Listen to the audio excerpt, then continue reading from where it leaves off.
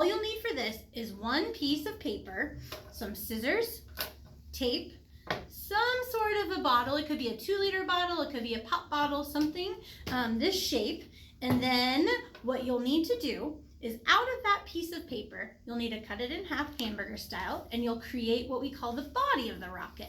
You'll roll it together and tape it so that you have a cylinder just like this, and you want to make sure that it'll fit on top of whatever bottle you have there. So you want to make sure it'll sit right on top like that before you move further.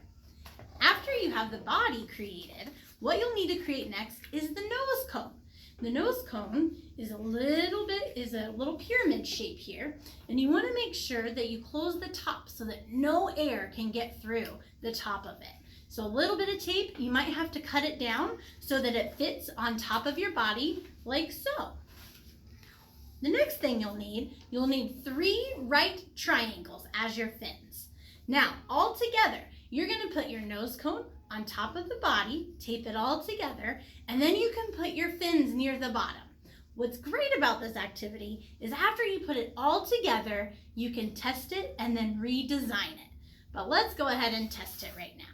You bring the bottle to the center, you put your rocket that's all ready to go onto the bottle, and what's inside here is air. And the power of air will force the rocket up.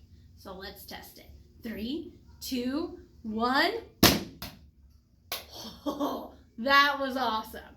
So remember, if you didn't like how that looked, you can find your rocket.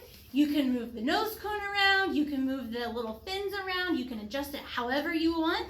Make sure your bottle is all full of air again. And then you put the rocket back on top, and you can test it over and over again until you get the rocket exactly how you want it. For other activities, make sure you visit kansasdiscovery.org/home.